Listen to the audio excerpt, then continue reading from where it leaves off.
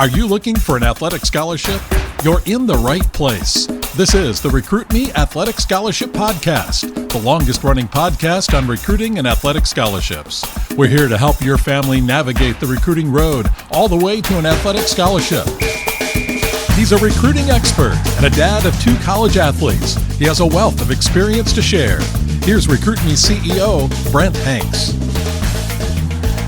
Welcome to episode 459 of the Athletic Scholarship Podcast. The Athletic Scholarship Podcast is the world's longest-running athletic recruiting education podcast, giving you a weekly 15-minute episode with recruiting advice and tips from me, the owner of Recruit Me, LLC, and the father of 2 college student athletes. Like the introduction said, my name is Brent Hanks. You also get information from many guests on interviews. The Athletic Scholarship Podcast is just one of many free and inexpensive recruiting resources to help you save time, money, and stress as you, the student athlete, and your family navigate the recruiting journey. Recruit Me gives you the free Recruiting Power Pack, a free monthly newsletter, free answers to recruiting questions just by emailing me at brent@recruit-me.com. The cornerstone to Recruit Me is the Recruit Me 3.0 Athletic Scholarship System. It includes a 200-plus page step-by-step manual, workbook, and worksheets to guide you through the DIY recruiting journey. The Recruit Me 3.0 system is only $39, and you can get access on the recruit-me.com website. Go there now or right after you listen to this episode.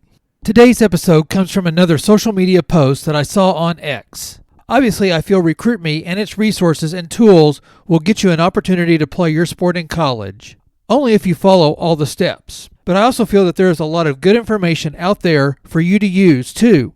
I came across an X thread on Monday, May 12th, on the @SportsForceBB account.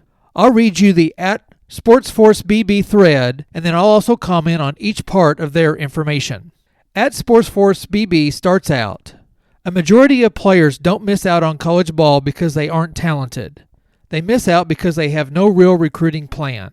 From our experience, here is how players get overlooked and what to do instead. Recruit Me really agrees and was formed to go along with the @SportsRecruitBB's thoughts on a majority of players miss an opportunity to play college ball because they don't have a real plan. 2 things about that. I can break down that players don't have an understanding that there are many levels and teams that they could play for. I've said umpteen times that not every high schooler should play college sports or that they want to play their sport in college. But if you do, there is most likely a place for you somewhere. But you have to go find it. Once you know that there is a place for you and you decide to play another 4 years of your sport, then you have to have a plan, other than I'll just play well and coaches will find me. Both of my 2 sons found their college homes by having a plan and researching and contacting the college coaches they end up playing for. As I said in last week's episode 458, there is no way Northwestern University, a Big Ten and NCAA Division I team, finds Parker Hanks, a left-handed pitcher in Ozark, Missouri, if Parker didn't contact them. Parker was a successful all-conference pitcher in Southwest Missouri, but Northwestern wasn't coming to our area looking for one left-handed pitcher for that recruiting class. The same for Sutton, my younger son, that is currently an outfielder for Columbia College in the NAIA level. Sutton and his club coaches contacted the coaches at Columbia College to get Sutton on Columbia's radar. Sutton had 2 really good summers, but had little fanfare playing on a large high school team. He played on the JV team his junior year of high school and started about 3/4 of his high school games his senior year. Sutton has many baseball skills, but his speed opened his door to college baseball. Keys to both the boys' recruitment was identifying their level and having a plan to contact coaches, not to wait to be seen or found. @SportForceBB's point number 1 was they, high schoolers, wait too long to start. The post continues by saying, everyone assumes recruiting starts the junior year. By then, many coaches are already tracking the next class. If you're not on radars early, you're playing catch-up. Start sooner. That equals more options, more leverage. I'm not sure what they really mean by start early. Recruit Me wants a high schooler to start getting prepared, doing research, and creating a plan. Your junior year is generally the time to contact college coaches on your college school list. Contact them when your player profile is ready. Send your introductory email and your player profile as an impactful handshake and resume. Then follow up with your recruiting questionnaire and videos. Unless you are a major D1 level athlete, there is little reason to worry about exposure and contacting college coaches too much in your sophomore or freshman years of high school. Don't send your information if you are not level ready. Coaches are busy. They are not looking for you that early and are filling other recruiting classes. Sutton started sending to college coaches in the summer between his junior and senior year of high school. Then he got responses and unofficial visits later in the summer season and committed to Columbia College as the senior year started. Parker started sending to colleges late in his summer between his sophomore and his junior year of high school. He had his first official visit in the first month of his junior year to a high-level NCAA Division II, and he had a few unofficial visits to NCAA Division I schools. RecruitMe's point is to prepare early and to be ready at your right time. At SportForce, BB's point number 2 was the recruit, is everywhere but going nowhere. Camps, emails, tournaments, showcases. The recruit, checks every box, follows every tip, and still hears nothing. Why? Because activity is unequal to strategy. Noise doesn't get you recruited. A plan does. Like RecruitMe, SportForce Baseball sells a plan. I haven't seen SportForce Baseball's plan, but I'll give you RecruitMe's plan from the RecruitMe 3.0 Athletic Scholarship System. The RecruitMe 3.0 system will help you to understand that randomly attending camps, showcases, tournaments, and randomly contacting colleges or posting on social media is not a good plan. The RecruitMe 7 Steps to an Athletic Scholarship will guide you through the maze of building and carrying out your personal recruiting plan. Here are the 7 steps to an athletic scholarship from the RecruitMe 3.0 system. Step number 1, select the right schools to contact. Step number 2, write a great introductory email. Step number 3, create your one-sheet player profile. Step number 4, build your own personal recruiting questionnaire. Step number 5, track your communications. Step number 6, send one-page or one-paragraph updates. And step number 7, make your school choice wisely. You can get the 7 steps and more in a DIY manual, workbook, and worksheets in the RecruitMe 3.0 system, available on the recruit-me.com website. The RecruitMe 3.0 system is only $39. Just like your sport, there are fundamentals to getting recruited, and those basics are what RecruitMe helps you build on. At SportsForce, BB's thread has point number 3. The posting said, "They are, the recruit, obsessed with stats and metrics. Yes, throwing 90 or hitting bombs looks great, but coaches want more than metrics. They want gamers. Compete pitch to pitch. Play the game with intent. Show up the same way every day. Raw tools matter, but skills win roles." RecruitMe thinks stats and metrics are important, but you need to find out what stats and metrics are important for your sport, your position, your college level of play, and the school. Team sports are different than individual sports. Times in track events and swimming events are basically what they are, and so are distances in field events. But the levels of college participation require certain times and distances. In team sports, stats and metrics have their place, but a high vertical jump doesn't always transfer to being a good basketball player, or a high swing velocity doesn't make you a good hitter. The same with stats. A high batting average doesn't always tell a college coach the whole story. A college coach most likely doesn't know the competition the player is facing, and they don't know who is keeping the stats. A hit in a high school game may not be a hit in a college game. If a batter in high school strikes out a lot, then they will probably strike out a lot in college. Parker's pitching coach in college told me he looks for the high school pitcher's ball-to-strike ratio, and if a pitcher walks a lot of batters in high school games, then they will most likely walk a lot of batters in college. Team sport athletes are more subject to needing to be seen, needing to be evaluated by their recruiting coaches. Find out what metrics and stats each of your colleges on your list look for, and work on and highlight those in your communications. But don't forget about being a student of the game of your sport. Excelling in one aspect of a sport is important, but excelling in 2 aspects can separate you from other athletes in the recruiting race. At SportsForce, BB has point number 4 that states this: mass emails with schedules won't cut it. Coaches want to know, do you fit in their program? Have you done your homework? Can you communicate like someone who gets it?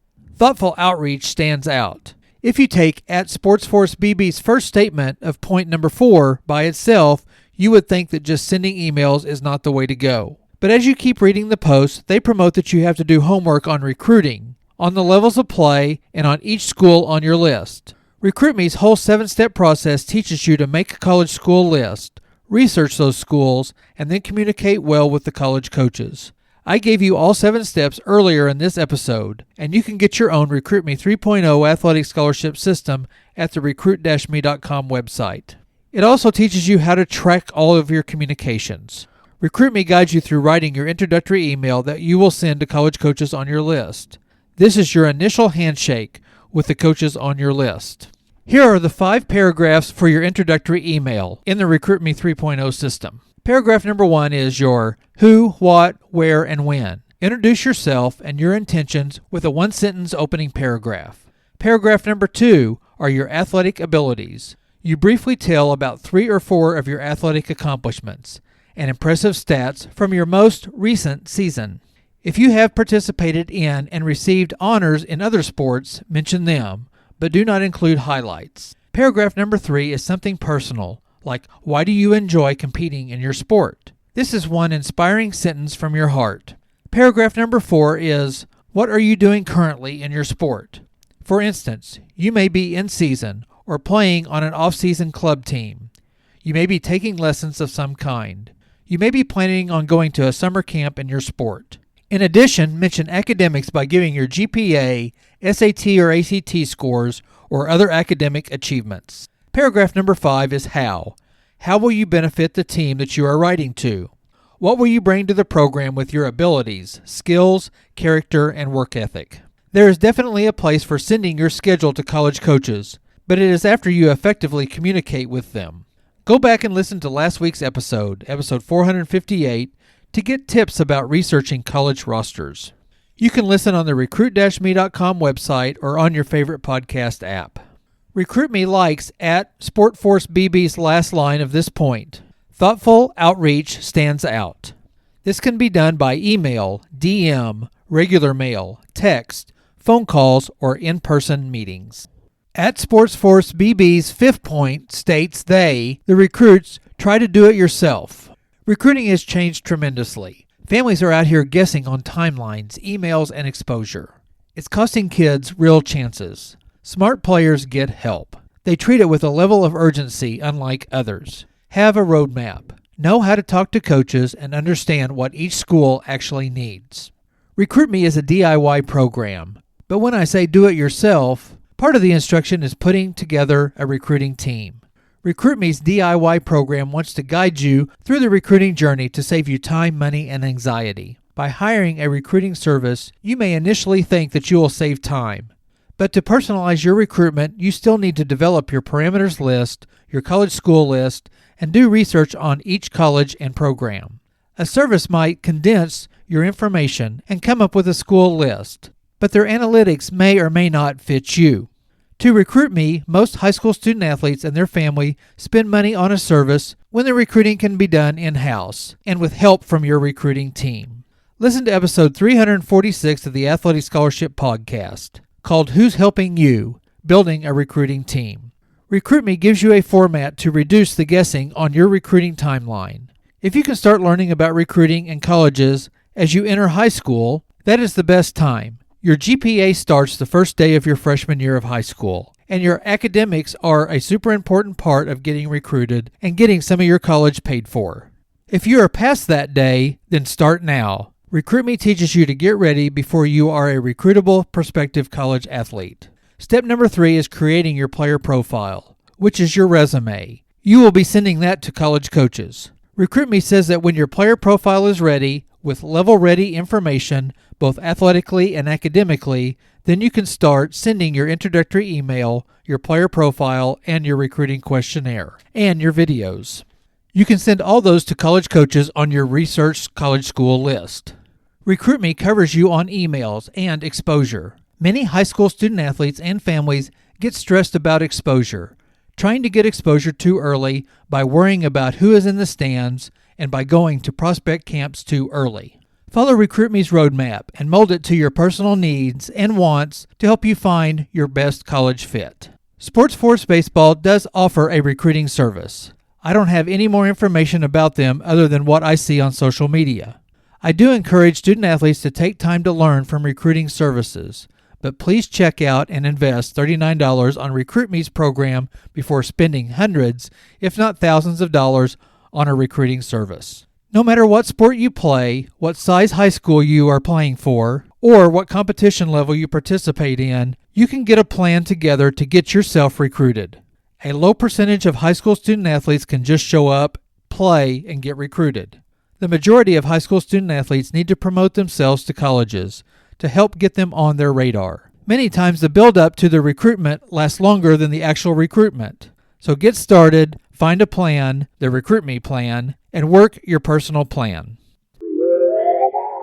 Thank you for listening to the Athletic Scholarship Podcast. Join me next week for another 15 minutes that will change your athletic scholarship future.